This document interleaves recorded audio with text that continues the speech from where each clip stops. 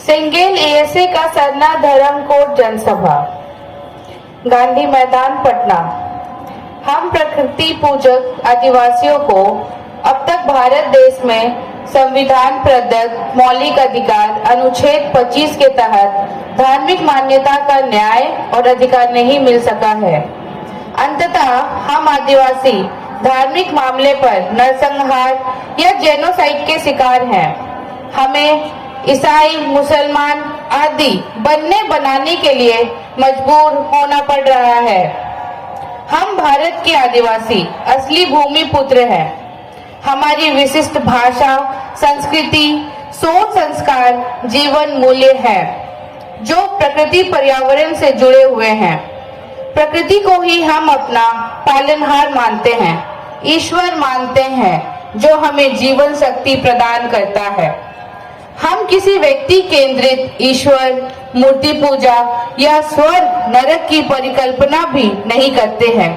अतः प्रकृति पूजक आदिवासियों के लिए भिन्न एक धार्मिक पहचान अनिवार्य है, अन्यथा हमारा अस्तित्व, पहचान, हिस्सेदारी समाप्त हो जाता है। आज धर्म परिवर्तन या कन्वर्शन पर माननीय सुप्रीम कोर्ट और अन्य संस्थानों ने चिंता व्यक्त किया है। रोकथाम हेतु कानून भी बन रहे हैं, अर्थात एक धर्म से दूसरे धर्म में जबरन परिवर्तन गलत है, गैर कानूनी है। मगर हम अधिकांश आदिवासी तो आज बिना धार्मिक मान्यता वाले प्राणी की तरह विवश, वल्नरेबल छोड़ दिए गए हैं, जो शिकारियों के लिए खुले शिकार की तरह परोस दिए गए हैं। जिस प्रकार हिंदू मैरिज एक्ट 1955 के तहत सिख, जैन और बौद्ध को मान्यता प्राप्त है, निकटता है, हम आदिवासी भी ऐसी ही मान्यता की कामना करते हैं, ताकि हम ईसाई, मुसलमान जैसी विदेशी धर्म संस्कृति को अपनाकर अपनी जड़ों से दूर भटक ना जाए। भारत में प्रकृति पूजक हम आदिवासियों ने 2011 की जनगणना में सरना धर्म के नाम से लगभग 50 लाख लोग अन्य कॉलम में अपनी धार्मिक पहचान लिखा था, जो सर्वाधिक है, जबकि जैन धर्म की संख्या 44 लाख है। अतः सरना धर्म कोड अर्थात प्रकृति पूजा धर्म कोड के नाम से भारत सरकार हम आदिवासियों को अविलंब मान्यता प्रदान कर मर्यादा के साथ जनगणना में शामिल करे।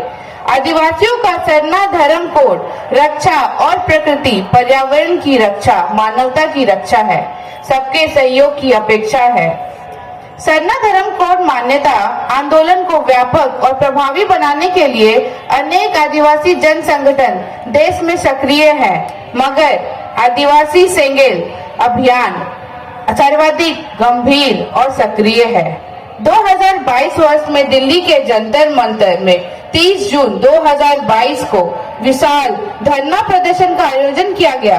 तत्पश्चात 20 सितंबर को उड़ीसा की राजधानी भुवनेश्वर में, 30 सितंबर को बंगाल की राजधानी कोलकाता में, 18 अक्टूबर को झारखंड की राजधानी रांची में और 4 नवंबर को असम की राजधानी गुवाहाटी में आंदोलन किया गया। आज 25 नवंबर 2022 को बिहार की राजधानी पटना के गांधी मैदान में 5 प्रदेशों के हजारों प्रतिनिधि, आदिवासी प्रतिनिधि सरना धर्म कोड मान्यता जनसभा में शामिल होंगे। जनसभा दिन के 12 बजे से 3 बजे तक 4 बजे तक चलेगी। तत्पश्चात महामहिम राज्यपाल बिहार को ज्ञापन पत्र प्रदान किया जाएगा।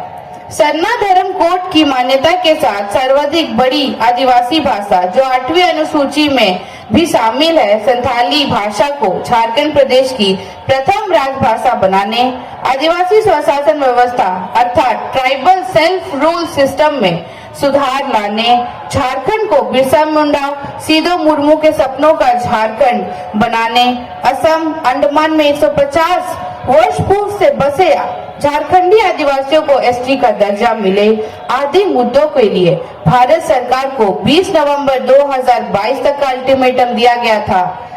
अन्यथा 30 नवंबर 2022 को झारखंड, बंगाल, बिहार, उड़ीसा, असम के 5 प्रदेशों के आदिवासी बहुल क्षेत्रों में रेल रोड चक्का जाम की घोषणा की गई है।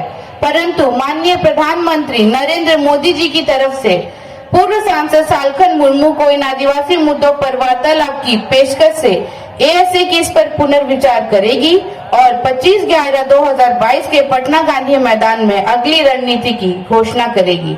एएसए को महामहिम राष्ट्रपति द्रौपदी मुर्मू और माननीय प्रधानमंत्री नरेंद्र मोदी पर भरोसा है। जो काम आदिवासियों के लिए विगत 75 वर्षों में नहीं हो सका है, अब हो सकता है। एएसए पूर्णतः आशान्वित है। जोहार।